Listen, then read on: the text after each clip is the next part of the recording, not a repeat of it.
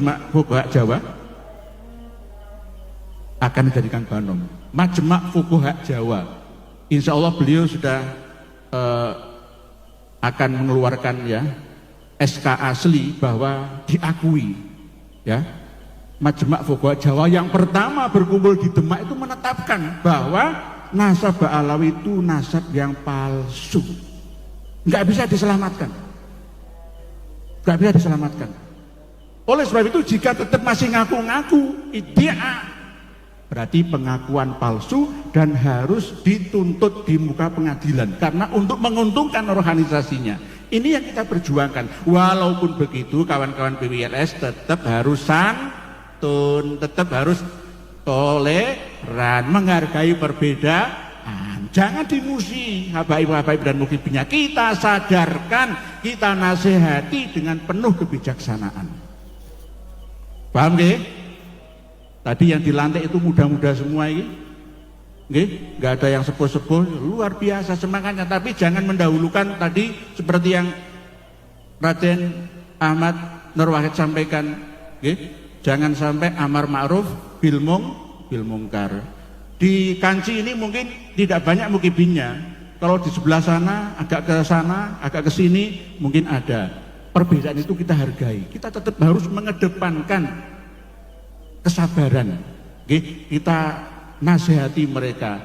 Coba ikuti channelnya KRT Nur Kiai Adi Negoro. Di situ pasti akan ada bahasan-bahasan, ada kitabnya mana, manuskripnya mana, lengkap semua. Ikuti kalau nggak percaya. Atau beli buku kumpulan ya, membongkar ajaran khurafat Habaib Ba'alawi yang kami terbitkan bersama Gus Aziz Jazuli. 455 khurafat, baru 10% dari keseluruhan khurafat yang diajarkan oleh mereka, wajib dimiliki oleh semuanya. Dan ini sudah 1000 eksemplar habis dan akan kami cetak pada cetakan yang kedua. Ini bagian daripada perjuangan PWLS. Jadi ini produk dari PWLS, cuma umum konsumennya yang beli itu Habib sendiri beli. Abah Haji Raden Ahmad Nur Wahid ini juga memiliki, semuanya sudah banyak yang memiliki. Membongkar ajaran khurafat Habaib Ba'alawi. 455 jenis khurafat yang ada. Tidak akan bisa dibantah, mohon maaf nggak sombong, karena itu berasal dari kitab mereka sendiri. Kalau dibantah, dijatuhkan akan menjadi senjata makan tuan. Ya karena faktanya seperti itu gitu loh. Kami hanya mengumpulkan, menerjemahkan ke dalam bahasa yang mudah dipahami oleh panjenengan. Harganya cukup murah, hanya ganti biaya cetak saja. Kalau ilmunya gratis alias free. Para hadirin dan hadirat semua, jam berapa? 12:30 ya? 5 menit lagi. Aku diundang ado-ado ya. Yang paling jauh saya ya. Ini yang paling penting, yakni dalam prinsip perjuangan, ada satu tekad yang harus dipegang, yakni loyalitas terhadap atasan. Tidak hanya di prinsip militer saja seperti Pak Irjen Nur Wahid, tapi dalam perjuangan Wali Songo juga begitu. Harus taat pada satu komando. Beliau Raden Syarif Abbas Biliasi. Karena beliau sudah kita beat menjadi pemimpin kita. Kalau kita mentaati perintah Allah Ta'ala, ya ayyuhalladzina amanu atiullaha wa atiur rasul wa ulil amri minkum. Ulil amri itu bisa siapa saja, bisa dalam organisasi apa saja. Yang penting itu orang yang memiliki otoritas memutuskan masalah. Itu namanya ulil amri. Pemerintah atau ketua umum organisasi atau partai mana saja. Jadi harus kita nomor satu loyalitas. Kalau khilafiyah perbedaan pendapat ya harus ada penasihat seperti beliau Raden Ahmad Nur Wahid yang menasihati. Kalau kalian tidak berhak untuk menasihati, saya pun nggak berhak kalau saya berdiri di bagian pusat penelitian sejarah dan nasab. Jadi saya tidak berhak menasihati beliau Raden Syarif Biliasi, tidak berhak.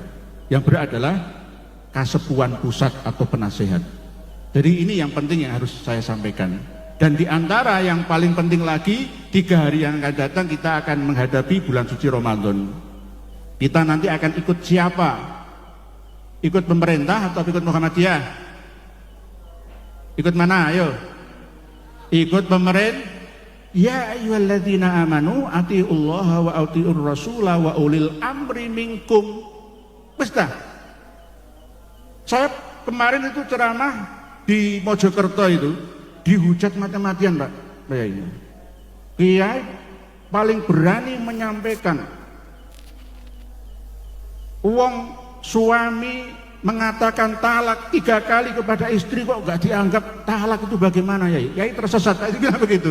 WA ke saya, belajar romaneh, belajar romaneh. Kok 3 kali? Suami-suami pengumuman, jenengan pas marah nggak sadar, nesu, mengucapkan cerai kepada istri panjenengan lebih dari 3 kali, 100 kali sekalipun, itu nggak dianggap sebagai cerai yang sah. Paham nggih? Tapi ojo dienggo langganan, keluargane ra berkah, ngono lho maksudnya. Itu halal, abghadul halal indallahi atau tolak. Tapi hukumnya bukan haram, tapi makruh kan menurut saya. Makruh. Kalau kita mau cerai, ya, itu harus hadir lapor ke pengadilan agama setempat. Kalau di sini ya di Astana Japura atau di Cirebon kota, pengadilan agamanya mana. Jadi nggak sah, ibu-ibu, paham ya, ibu-ibu ya? Jadi ibu-ibu kalau pernah bertengkar dengan bapak arek, dengan miswa, lebih dari 3 kali suami panjenengan mengatakan, wes tak cerai, anti tolikoh atau anti tolikun, sudah balik wong tuamu maneh, wes aku gak butuh sampean, wes aku urip dhewe wae misalkan. Berkali-kali jenengan masih sah menjadi suami istri. Jangan sampai jenengan menolak ketika suami panjenengan ngajak tidur bareng. Dan jangan sampai jenengan meminta fatwa kepada kiai yang berfaham bukan negarawan, hanya sekedar agamawan. Nanti akan diputuskan, Bu, misalkan jenengan sowan tenggene sinten, kiai sinten desa misalkan nggih. Pak Yai, kula niku pun diomongi cerai. Suami saya itu berkali-kali waktu marah mesti pegat, tolak, cerai. Gimana ya hukumnya saya? Oh, kamu sudah bukan istrinya lagi. Kamu haram digauli oleh suamimu. Tinggal ngurus ke pengadilan, begitu jawabannya. Ya kiai-kiai desa itu begitu. Nggih. Seluruh kitab fikih, kitab kuning klasik yang ngono kabeh. Nek gak percaya tanya beliau Syarif Abbas Bilyasi. Nggih ngoten nggih.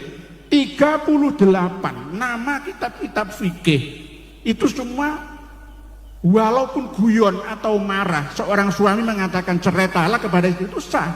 Wes, bain kubro wes gak iso digauli maneh, kejaba ana mukhalil. Kan ngoten nggih. Tapi sekali lagi tapi kita hidup di Indonesia yang beda dengan negara lainnya.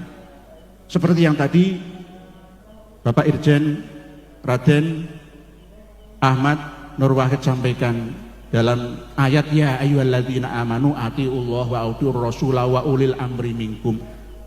Gunanya apa negara? Kalau semua bikin fatwa sendiri-sendiri, Kiai A ngomong, wah cerai wes, gak sah jadi suami istri. Kiai B yang ngono, Kiai yang terkenal yang ngono, sama saja fatwanya. Beda kalau datang Kiai PWI, ya beda. Pasti ada KHI namanya, kompilasi hukum Islam. Itu kumpulan dari 7 kampus Universitas Negeri Islam seluruh Indonesia. Mulai dari Banda Aceh, Padang, terus Banjar, Kalimantan Selatan, Surabaya, IAIN Sunan Ampel, IAIN Syarif Hidayatullah, Ciputat Tangerang, terus Makassar, semuanya diundang oleh Kementerian Agama, disodorkan 38 kitab fikih klasik, kitab kuning, dibahas di situ.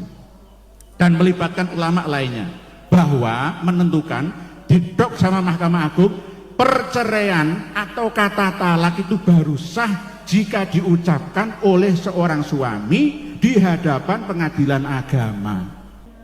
Baru ditok tolak bain sughra, durung cerai bain kubra. Isa balik maneh. Loh, iki lho negara. Jadi ini negarawan, ini jawaban negarawan, bukan jawaban agamawan saja. Karena di dalam usul fikih itu ada istilah hukmul hakim ilzamun wa yarfa'ul khilaf.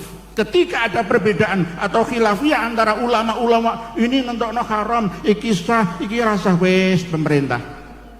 Walaupun kita bukan negara Islam tapi punya kementerian agama yang ngurus agama Islam, kita taat saja kepada pemerintah.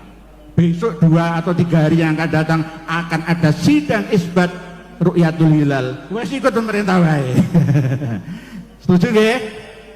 Lah Muhammadiyah kok beda yai? Silahkan, dihargai oleh negara.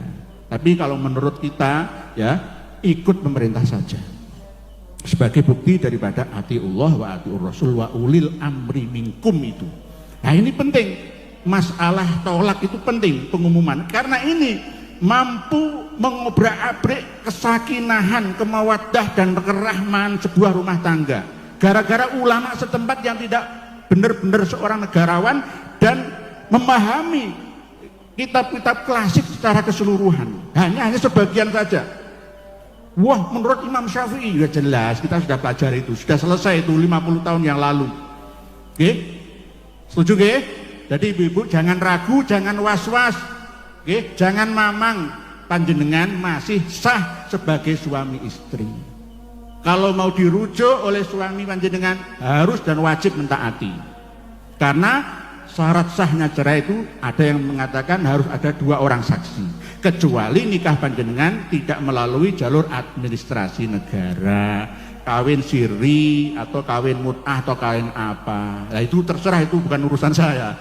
Negara sudah menjamin undang-undang ini supaya dalam hidup berbangsa dan bernegara ini bisa maslahat